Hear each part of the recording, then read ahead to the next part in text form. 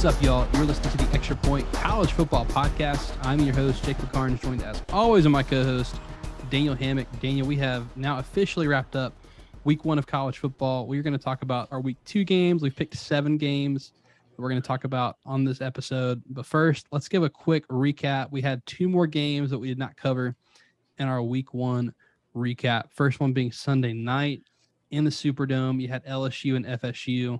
Unbelievable game. Daniel, quick thoughts on Florida State taking down the Tigers. Yeah, it was a great game, and early on, because you didn't really know which team was going to get footing. FSU's a few years into their rebuild, but LSU has more talent, and they just got a first-year head coach, so we just didn't really know what was going to happen. Obviously, I'm big on the 10-2 LSU vibe, and as that was going, it just didn't seem like it was going to play out. But, of course, college football has a way of drawing us back in. That's right. And as you said, you hate the prevent defense. I say I hate that LSU decided to finally throw the receivers at the end of the game. They have such great, complement of receivers. They waited till the end of the game to really start utilizing them. But, of course, they go, 99 yards for a touchdown with just a minute 20 left. They scored with no time left and hit Jere Jenkins in the back of the end zone. Just when I think, oh, hey, we're going to get some overtime. This is great. FSU blocks it on a point after attempt. So what a exciting way to end a football game. And, a team that didn't have the momentum at the end, being able to just force it with that blocked kick. So awesome for Florida State. Big win for them to go into the state of Louisiana and take down LSU. I don't care the situation. That is a big win.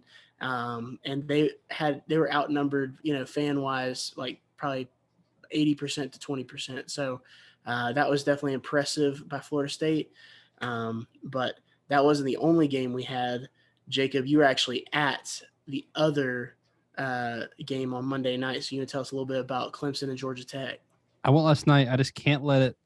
I need to just pause again with your 10-2 LSU pick because don't do that. I was texting you, trashing you a little bit. Well, man, I was like, it died tonight. That was it. Like, look, when they go 10-1 over the next 11 games, you're gonna be sorry. Okay. FSU was one of the 10. It's funny though, because I picked LSU to cover, but then our preseason picks, I picked FSU to go 8-4. So I was like, you know what, I'm just rooting for a good game, and we got one. We got a great game. But yeah, I was at the Chick-fil-A kickoff game, part 2 last night with Georgia Tech and Clemson.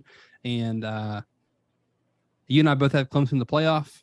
I still think this defense is going to be one of the best in the country. The front 7 is stout. Georgia Tech, their first 23 plays, they gained 14 yards or something like that. This defense is going to be ridiculous. This defense is good enough to just roll the helmets out and win 10 games. The offense, something's got to change. We've heard all offseason about, and I bought into it. Like DJU's taking the step forward. The offense is different. They're going to be more explosive. They promoted from within, so they believe they have the right guys on staff. I'm concerned for Clemson. Cautiously optimistic. So concerned in that what I saw last night was not a top 4 team on offense, because I do think, even with as good a defense as you have, you got to be more efficient on offense. Georgia showed last year you don't have to be, the best offense in the country, throwing bombs every play. You got to be efficient, though, on offense. And DJU, I don't know if it is the answer. But the biggest problem to me is the offensive line. The offensive line did not look any better for Clemson. When Georgia Tech is getting as much pressure and as much push as when their offensive line is being blown off the ball on running plays, that should not be what's happening at Clemson. And so I think the hope for Clemson is that you've got a quarterback behind DJU who might be better. And if that performance continues, you're going to see a change at quarterback. And so I think you're going to get better quarterback play regardless. But I think the offensive line, regardless of who's at quarterback, is a big concern. That score is not indicative of how close that game looked, at least. I know the stat line is going to show that Clemson was going to win that game going away, but that scoreline also reflects Clemson staff does not like Georgia Tech staff at all. Mm-hmm. This has been a budding I say rivalry, not really, but since Jeff Collins got there, started with the whole working out on the field, they kind of messed up Clemson's field with the weights. Dabo does not like the shtick, so I did think it was kind of hilarious. Dabo just running it up there at the end because, man, they did not like Georgia Tech staff.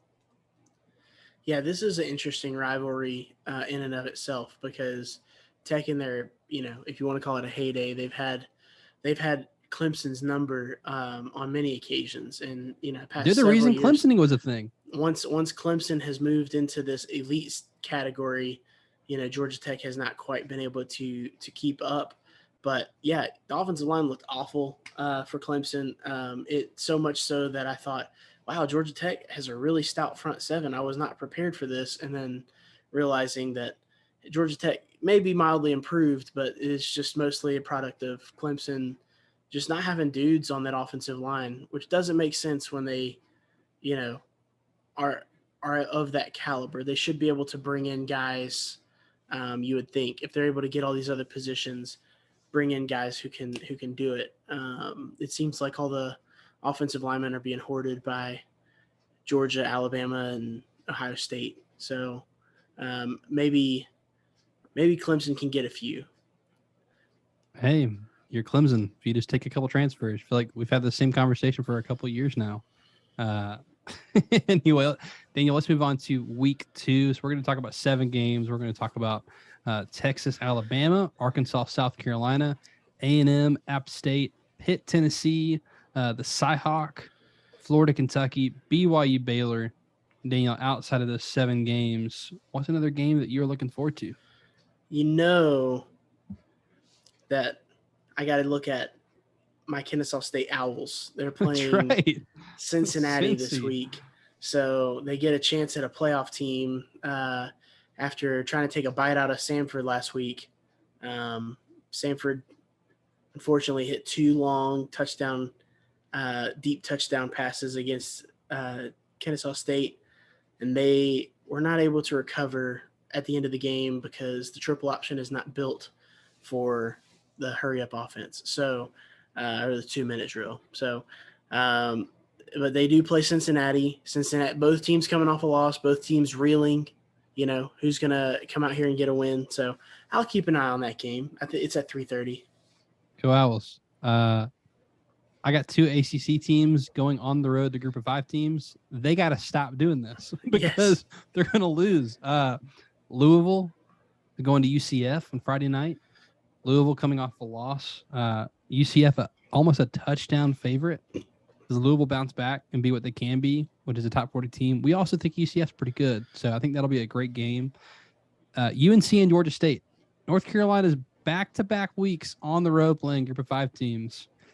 Georgia State, gave South Carolina all they could handle last week, outside of a couple pick sixes, or was it? They got to come down to Turner Field and play. They're coming Turner to Field, man. Yeah. So that game, you mentioned this, only a 7.5 point spread. That's stinky. Here's the thing. How good is Georgia State's defense? Because Carolina is going to score. And then they might as well, just anytime they score, they should just give Georgia State, how many points do you want? Should they just compromise on 5.5 points, and then they don't have to send their defense out to try to stop anybody? We'll see. But I'm looking forward to those 2 games.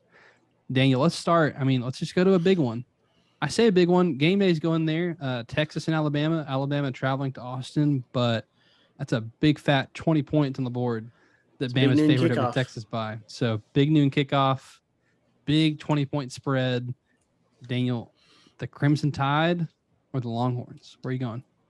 Yeah, this is a fun game for several reasons. Obviously, with the whole Sark connection, and then you got a few transfers from Alabama. I think this is a game that Saban kind of has circled. I do think that Texas can give them problems in certain areas, but I just think that Saban against a former assistant is going to try to rub it in a little bit, keep them more at arm's length. I think that Texas presses too much in this game to try to make something of it. So I'm going to go with Alabama. I think they're going to I know they're going to win, but I think they're going to be able to lay the 20 and cover. just because it's only 3 touchdowns. I just think they're going to try to rub it in, or Texas is going to be throwing the lights out, trying to get caught up, and it's going to be like a pick six situation or something. That defense is going to come up with something big. So give me the Tide laying the 20. Daniel, I want to take you back to 2019. All right. Do you remember who played week 2, 2019? It was Big a simpler game. time back then. It was a simpler time. LSU and Texas. That's right. Top 10 matchup at that time. Different staff, obviously, at Texas. But I think similar in that Texas team did not end up being very good. But LSU goes in there and, I mean, they put up 45. And that was kind of the breakout game of like, hey, this LSU offense against a good team, they look for real. And LSU got it at halftime. It was 20-3. Hold on. At halftime, it was 20-7. Excuse me. It looked like LSU was going to have it running away. Texas comes out, and it was 23-20 into the third quarter. And LSU wins that game 45-38. I think this game could play out similarly in that I think it could look the whole game like Texas does not have a chance to win. Like, Alabama gets out to an early lead, and then they could go punch for punch with Alabama, and it's just like you're already at an arm's distance. You're never going to catch Alabama. But they just stay within that arm's distance, and you look up at the end of the game, and it's, 52-35, and it's like, wow, Bama just destroyed that defense. Did Quinn Ewers throw 4 touchdowns? Bijan Robertson have a rushing touchdown and 2 receiving touchdowns? Like, I think Sark is going to have a great game plan to set up his quarterback for success. He has a history of doing that, making it easy for him to make these throws. He knows his Alabama defense. He knows this staff. He knows his personnel because this is a veteran Alabama defense. I know it is generally not smart to pick against Alabama ever. In fact, it's pretty much a cardinal rule of just like, hey, lay the points with Alabama, and if you're wrong, you're wrong, and whatever. I'm going to take Texas in the points here. It's 20 points. Again, I think Alabama wins this game going away, and that you're going to look at the stat line. It's not going to be close. It'll be a dominant win. I think it'll be a dominant 17-point win, and you walk away happy with that game being on the road. That environment's going to be insane because, again, Texas is undefeated. Hope is at an all-time high, similar to what we saw with Florida last week. We saw how that played out. So I don't think Texas wins this game. I don't think they have a shot at winning this game. I think they have a shot to cover. So I will take the home dog. 20 points is a lot of points. And I think Texas is going to be pretty good this year. So I will take the points with Texas. All right. You're a lot smarter taking Alabama. So I'm going on one there. Arkansas and South Carolina. Arkansas coming off of a big win against Cincinnati. South Carolina coming off of a big win against Georgia State. So the Gamecocks travel to Arkansas. Daniel, where are you going in Razorback Stadium? So this line is very interesting to me because of what South Carolina did last week. I think that Arkansas should be favored, but I think that Vegas knows what happened between South Carolina and Georgia State last week, where it wasn't as much of a blowout as you'd expect. So that's why that point total, or that line, it's creeping up close to 9 points, being at 8.5. I like Arkansas to win this game. The more I'm looking at it, I'm like, all right, what kind of game is going to play out? Like, this is at home. Are they timid because, it's I don't want to call it a bigger opponent. They just played a former playoff team last week, but it's a big SEC foe. And so I do think they're going to play a little tight early, but I just think that they're going to overwhelm South Carolina over the course of the game, specifically with their ability to run the ball and to kind of maul on the offensive line. I really like this offensive line matchup against this defensive line because I do think that South Carolina has a strength on the defensive line. I just don't think that they can hang for 4 quarters. So I'm expecting Arkansas to win this by about 14 points. So Give me Arkansas, lay the 8.5. I'm with you, Daniel. Lay the points here. Arkansas is the better team. They're at home. I think it's a 2-touchdown game. So last week against Cincinnati, Arkansas had a 44% success rate, which is mediocre compared to the rest of the country, very medium, but I think they're playing, a very tough Cincinnati defense there. South Carolina only had a 32% success rate last week against Georgia State at home. So not great there on offense, not quite what you want, especially going up against a pesky Arkansas defense that's going to play this 3-3-5, drop 8. It's been very, very successful. It is built to stop offenses like South Carolina's running. Like the modern pass heavy, spread you out. Like this Arkansas defense is built to stop that. You mentioned it. I think especially late, they're going to have the opportunity to just put this game away and ice it away if they need to by running the ball, letting that clock run, and just get out of there with a 10 to 14 point win. Last week too, Arkansas, again, the Cincinnati defense is not what it was last year, but this is a top 20 team we're talking about in Cincinnati. Over 6 yards of play. South Carolina last week, just under 5 yards of play. So again, I'm just looking at these two teams. Arkansas beat a very good Cincinnati team pretty handily. South Carolina struggled with the Georgia State team last week. Now, Georgia State's, they're a great group of 5 team, but they're not Cincinnati.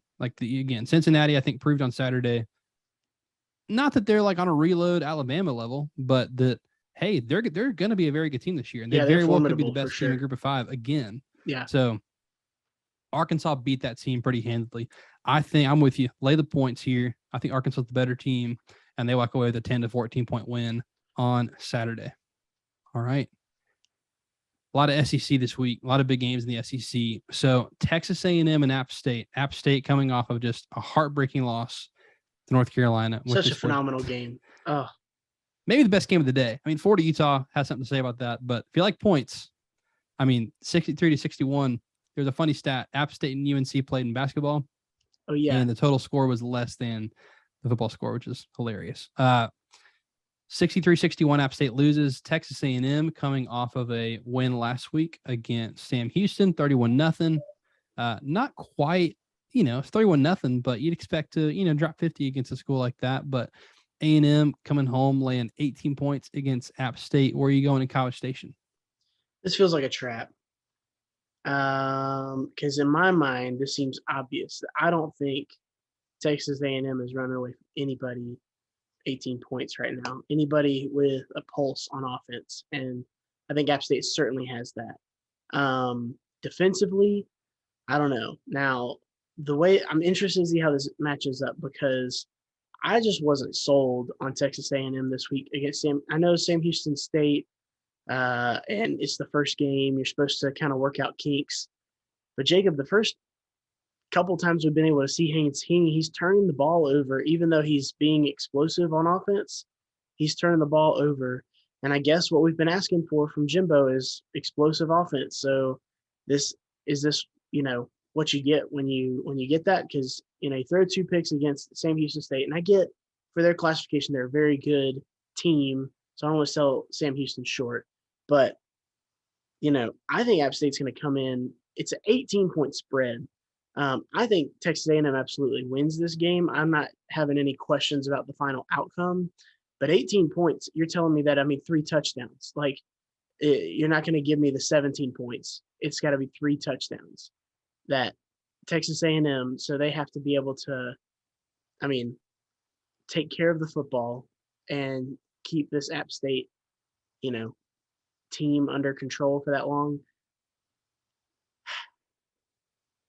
I think they're going to do it. I think Texas A&M is going to be able to right the ship, and just when I'm not expecting it, that's what happens in college football. When you think that you can read too much into one game, that's just it. It's one game. So Texas A&M comes out, smothers them a little bit defensively, gives up a little bit, but you saw what happened against, UNC. The defense for App State is really not that good. I think that Texas A&M is going to be able to control it. This line though, man, it's just throwing me off. It's throwing me off because I feel like the right side to be on is taking App State in the points. but I'm going against my gut for the sheer fact that it's not even a chaos principle. It's like a fishy principle. Like there's something fishy going on here. I'm just going to take Texas A&M. It's funny, you started talking, and I definitely wrote down App State. I was like, all right, he's going for I knew you were with going App to State. I'm taking A&M. Lay the points here. I'm with you. Here's my biggest thing. This is a great stat to pay attention to if you're looking at picking games against the spread, whatever. Number of plays. All right, that is important in college football because it can say, how many plays did you play in a previous game? You can be exhausted the next week, Right. especially your defense. That App State North Carolina game, Daniel. How many plays do you think App State's defense on the field for? I don't know, 100. 102. 102 plays. For perspective, A&M 71. So 30 more plays of their defense on the field for. I think that plays a big part into this week. I think this is also a big letdown spot for App State. Like you have the biggest, people call it like the biggest game in their program history, hosting North Carolina, in-state rival, a chance to just like prove that you are the football school in the state, and to lose the way they did, that's got to be emotional. Now you go up against Texas A&M, and bottom line is that is a different style of athlete that you're going to see in Texas A&M. This is not the team you want to be playing tired and exhausted in the previous week. I don't trust App State's defense to hold back A&M's defense at all. I don't care if Haynes King throws 3 picks because he might throw 6 touchdowns. And I actually like the A&M's taking shots. Like you and I mentioned it. Explosiveness has been a problem at Texas A&M. I think Jimbo knows that. And here's the thing: Haynes King is doing something to win the job. This is the second time he has won a job for Jimbo. So Jimbo sees something in Haynes King. And I think for a quarterback guru like Jimbo, especially, like the best thing you can do is let your guy be loose. Like let him throw it around, gain him some confidence. App State's the perfect team to do that against, especially a defense that's tired. 18's a lot, but I just think they're going to be exhausted. And you don't want to be exhausted against A&M when you got, 8 5-stars on the defensive line. A&M last week, 8 yards a play. How about this 11.5 yards per attempt passing the ball? So, yes, he had the 2 picks, but that's an explosive pass offense that A&M had last week. So, I like A&M here. I do think the line seems fishy, but I think Vegas knows what they're doing here. I think 18 points, lay the points. I'm taking the Aggies. All right, Daniel. This team had a very exciting week 1. Pitt at least did. Tennessee, big win over Ball State. But Pitt and Tennessee, this is a very exciting game last year. This is the game where Hendon Hooker kind of came onto the scene because he didn't start this game. He came in later. Right. Pitt wins last year on the trip to Knoxville. Tennessee making the return trip to Pittsburgh. Where are you going in the field formerly known as Heinz Field? You could argue that this was when Kenny Pickett started his Heisman campaign because there was a lot of eyes on this game, and it was just a score fest, which was a lot of fun. I think it's going to be a lot of fun this year. Well, interesting tidbit, Jacob, they both are on extra rest. They both played Thursday night last week. So what did they do with the extra time? Is there, any extra nuggets that they're going to get from it? I think Pitt, obviously a little more battle tested because they played a rival and they played a, tougher team. I like Pitt as an overall team that will win this game. And I'm trying to, I like what Vegas did with the 6.5, because I think that this is a touchdown game. And so I think for Pitt to win, I think. So, okay, Tennessee's a 6.5 point favorite. It says minus. Oh, excuse me. Wow. I was going to take. So if you're taking Pitt to win. Yeah. No. Then I am taking Pitt plus the points because I'm reading this from. I was like, wait. No. They're underdogs. Just taking the points. Yeah, then I am taking Pitt. I think Pitt's defensive line is a big deal in this game. I like how Hendon Hooker can get it out quick. You saw what JT Daniels against this Pitt defensive line had to do last week. I think Hendon Hooker will have success. I think that Pitt will ultimately do enough to win the game, or at least I get 6.5 points. So just give me Pitt in the 6.5. And even if Tennessee wins a close one, I'll feel better about my pick because I was about to lay 6.5 with Pitt. I'm going to disagree with you here, Daniel. I'm going Tennessee, and I'm laying the points with Tennessee on the road. I think this line's not fishy, but 6.5 points on the road, I think is interesting in this game because I do think they're similar teams. I just think Tennessee is at least a touchdown better than Pitt this year. Again, last year they almost beat Pitt last year, and again it was the Hendon Hooker coming out party. Now he's the starter. Now he's had the full offseason as the starter. He's gotten continuity with his receivers. Their offensive line did look better. They did last year on Saturday. On last Thursday. It was Ball State. The offensive line looked good in pass pro. This is the fastest moving offense in the country. And I think that plays a big deal, especially coming off of an emotional win with West Virginia. Similar theme. They played almost 90 plays last week. Their defense in the field for almost 90 plays. Tennessee will run you 90 plays before you blink.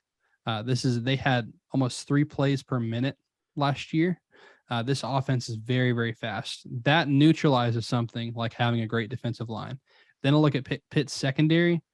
And West Virginia, who had, I think, 16,000 drops last Thursday, still had success through the air. And then I just imagine what Tennessee can do to that defense. And if I think Tennessee's going to win, I think they're going to win by a touchdown. So I'm picking Tennessee to win. I think they win by a touchdown. Big, big win for Tennessee here. This is huge for momentum of their season because they got Florida here in a couple weeks. So we're going to talk about Florida here in a few minutes, but I will lay the points with Tennessee on the road at Pitt. All right, man, I almost left this off our games, but Cyhawk, baby. I mean, one of the best rivalries in college football if you like Iowa winning. So Iowa, 3.5-point favorites at home against Iowa State. Here's the thing, though. Can Iowa score 3.5 points? That's questionable. Daniel, where are you going in the Cyhawk? Well, out of principle, I mean, I'm just taking Iowa. Like that's right. That's just, and you know what, Jacob? I think that they pitch a shutout and then they hit a grand slam because they have these baseball scores. So why not be 4-0? I don't know. Just they're going to cover safeties. Yeah, 2 safeties. Oh gosh. Because they got 2 safeties and a field goal last week. I about punched you when you said, they scored 7 last week and there was no touchdown scored. And my brain, like, confused. It was like the right side and the left side were just like playing chess. Like none of this is making any sense. But no, that Iowa wins this game because Iowa wins the Cyhawk game. And I would rather be on that side. It's only 4 points that I have to lay. I see what Vegas was doing with the sneakiness of the field goal because they know that that's what Iowa likes to do. But they're just going to get lucky somehow, and not lucky that they're not talented enough to win, but it's going to be something weird like, turnovers and, a special teams weird play or like a safety. So just let me get my sleep and give me Iowa. That's what I'm going to do. I almost didn't even look at anything. And same thing, just like it's principle. It's the Cyhawk. You just pick Iowa. They have won until 5 games in a row. Cyclones do something else. No, 6 games in a row. I was on a 6-game win streak. And here's the thing. These games have been close. So last year was the biggest blowout in a while. It was by 10.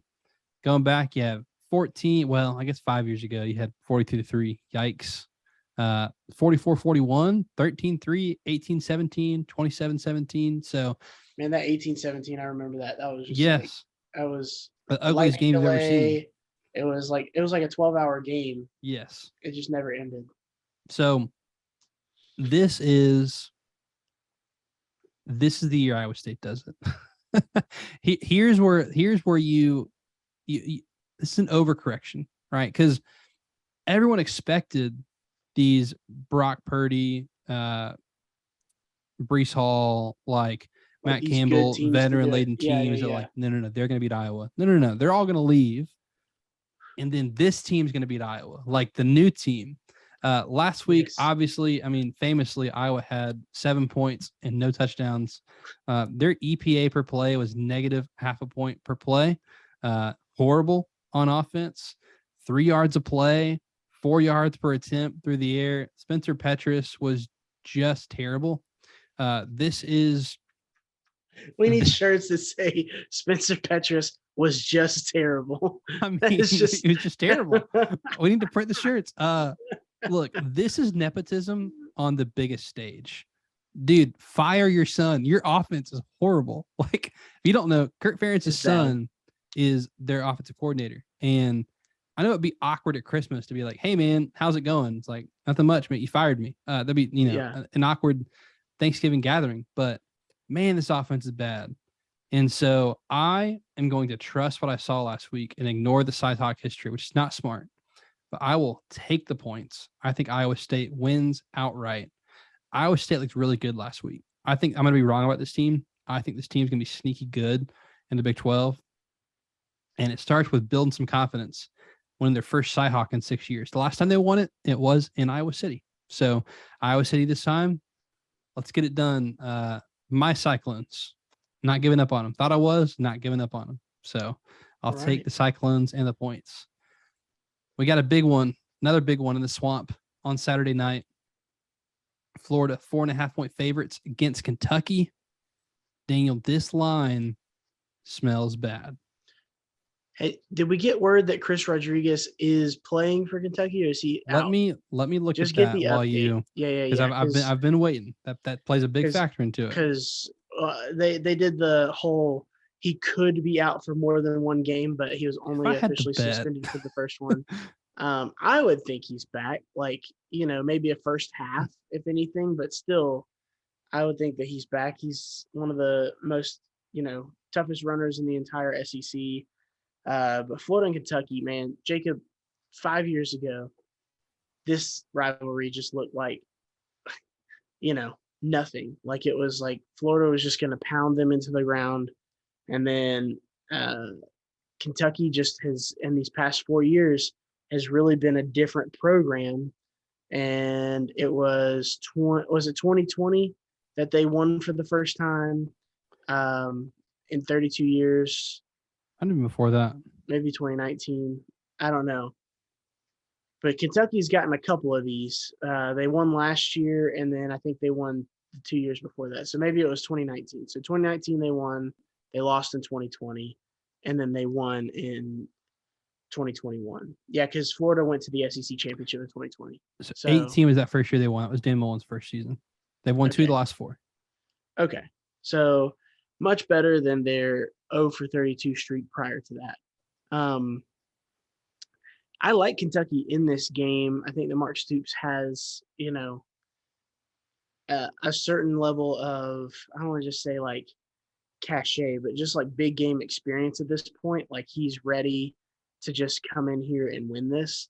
That being said, is Chris Rodriguez playing? No update yet. But the bad thing is, back, Ramon Jefferson to miss extended time. Cavassier Smoke is still in there as their.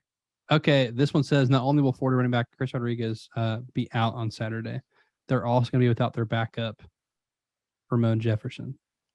Okay. Well, that tells me to take Kentucky. All right. Just when you're not expecting it, they're going to do it. I also think that Florida is going to be kind of let down after the big win this week. I'm not sure if Kentucky wins it outright, but 4.5 points, I don't think Florida is good enough yet to get credit to win and cover. I think that they can win this game at home, but if they do, it'll be close. It'll be a field goal or less. Give me Kentucky plus the points. A lot of talk this offseason about Will Levis, potential number 1 QB off the board, all the Josh Allen comparisons. Here's the thing, Daniel. In a tight game, I'm thinking anything under a touchdown is a tight game. Let's see. You got the home team, and the home team's got the best player on the field, and that's number 15, Anthony Richardson. This is why this line stinks to me. This reeks, because 4.5 seems easy. Like, Florida by a touchdown at home seems like a slam dunk to me. Like, you just beat Utah. Yeah. Like, and Utah is better than Kentucky. They are. Utah is going to be a top 10 team at the end of the year still. These are college kids. I know that's why this game, football. This line smells terrible. I hate it. I don't want to go anything near it. I will trust that I have a home team that's less than a touchdown favorite. The road team is missing one of their best players, among others. Chris Rodriguez is not the only suspension. There's like 4 or 5 starters that are suspended, including offensive linemen. Florida played great in the red zone on defense and offense last week. They gave up some yards. They almost did the Georgia thing last year where it was like, hey, we'll let you dink and dunk down the field, but we're going to stop you once you get down the red zone. Florida did that on Saturday. They were a phenomenal red zone offense. Best player in the field is 15. And I'll take the home team that's less than a touchdown favorite with the best player in the field and then hide and watch this in terror because this line is just, it's terrible. So I think we're both going to be watching in terror because I'm not, Kentucky without their best players. Don't go bet this game. Yeah, no. This is not a lock by any means. This is a pick. So. All right. Last game. This, I think, will be the best game of the week. BYU and Baylor. I know that Alabama and Texas is like the two big brands. Game days go in there, but like, man, this is like, I guess not the only ranked v ranked game anymore because Florida, Kentucky, but 2 ranked teams, BYU and Baylor, they played last year. These are 2 teams. So, BYU wants to be the best independent. Baylor wants to defend their Big 12 championship. Traveling to Provo, BYU's 3.5-point favorites at home. Where are you going in Cougarland? Yeah, the Mormons versus the Baptists. Bears and Cougars, man. This is going to be interesting, to say the least. I like BYU, but I think Dave Aranda is kind of on this path to being upper echelon elite head coach. And I think this is one of the wins he collects along the way, a road win at that. So I think that Baylor wins this game outright. And so them being 3.5-point underdogs, I'm going to take Baylor plus the points. Daniel, we have our first WTF game of the year. Wrong team favored. WTF. So wrong team's favored. Baylor's the better football team. I know it's a road game. I know Provo, underrated environment. All right, beautiful stadium. Would love to go visit it one day. But Baylor's the better team. They are better on both offensive line and defensive line. They are better at quarterback. They're better at skill position. They're better at everywhere on the field. BYU is a very good football team. Don't hear me say that. BYU is a very good football team. Baylor's better. I think they're a touchdown better. So I think not only does Baylor win this game, I think they win this game by a touchdown. So if I'm getting points, like I said, Daniel, WTF, first WTF game. So would this be your lock of the week? I was going to say, if you had to pick one of these games and lock up with actually putting money on, which one are you most confident in? I know I'm kind of springing this on you. These are all really good lines. They're very good lines. Before we talked about this game, I thought you would say maybe Arkansas. It would be Baylor or Arkansas. Yeah. Baylor or Arkansas would be my top 2 most confident. Okay. So I'll say Baylor because I said WTF, wrong team favorites. The fact that I'm catching points. You made me more excited about my Baylor pick, to be honest with you. I'm glad that we're on the same side there. Oh, yeah. That'll be a fun game to root for at night. So beautiful. You can wear your Baylor shirt. You've got a Baylor shirt. Dude, I got a Baylor shirt. BYU does have some pretty sweet uniforms they're wearing. They're wearing like this chrome royal blue helmet. They're wearing the royal jerseys. So the Joseph really Smiths. Good. Those are some good ones. The Joseph Smith 2.0s, man. Yeah. All right. So to wrap up, the Vapors. Daniel, I am taking a risk and taking Texas in the points. Safe bet for you, taking Bama. We're both on Arkansas minus 8.5. We're both on A&M laying the 18. We're on opposite sides. I'm taking Tennessee. You're taking Pitt. You're taking Iowa. Smart. I'm taking Iowa State. Dumb. Florida, Kentucky. You're on Kentucky. I'm on Florida. And then both on the Bears in the WTF game of the week. We are excited to watch some football. Be sure to follow us at the Extra Point Pod on social media, on Instagram and Facebook. And you can follow him on Twitter at Deep South Daniel. You can follow me on Twitter at Chicky Carnes with a K. That will do it for this edition of the Extra Point. He is Daniel. I am Daniel.